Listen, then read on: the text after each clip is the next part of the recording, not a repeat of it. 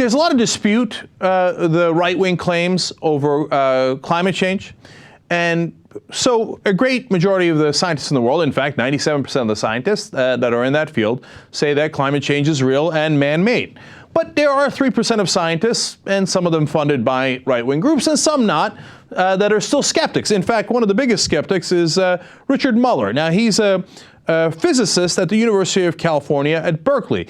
And so he's fairly well respected, but he's a guy who is, like a lot of scientists, very, very skeptical about everything, and certainly about climate change. In fact, he said that Al Gore in the past has been, quote, an exaggerator, and he has said that the information and the facts presented by the other climate change scientists, he's not convinced by. Look, it could go either way. It could be that he's getting funded to say this, or it could be that he's just an uber skeptic, like our own Dave Kohler is a scientist, and he's the most skeptical person in the world, also about, the effects of climate change, et cetera. So it could go either way. And in fact, what Professor Muller did was he formed a Berkeley Earth Surface Temperature Project to make sure that he got the other scientists in check, that he was going to check all their work and double down on those projects to see if the Earth was in fact warming, because he was very skeptical. When the Koch brothers found out about this, they were ecstatic.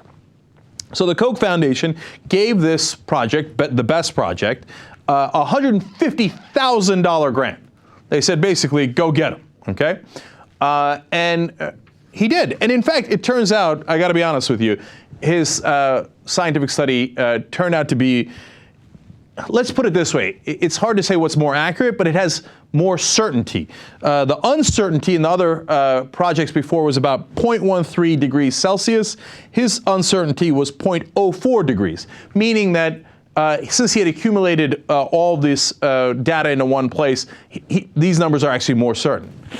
Okay, so funded by Koch brothers, he's a skeptic to begin with, and it turns out his numbers are more certain. So let's find out what he concluded. Well, it turns out he says that the global average land temperature in the 20th century went up 0.73 degrees Celsius. Now, when they say per century, it means it measured out over 100 years. In this case, it was. In the other numbers, you'll see it's over a shorter time period. But wait a minute. That means that the temperature did go up. So there is global warming. Well, look, maybe it's just a normal variation, because a lot of the people who believe in climate change say that the Earth is getting warmer and warmer as we go along. So let's go to Professor Muller's other numbers, and probably it'll show that that's not the case. So if you look at the last 50 years, per century, it is going up 0.91 degrees Celsius. Wait a minute, that seems like it's getting warmer. Okay, but look, if you look at the last 40 years, it's probably not going to get warmer. There's probably variability, etc. So let's look at those numbers. Well, you look at that. Went up 2.76 degrees Celsius.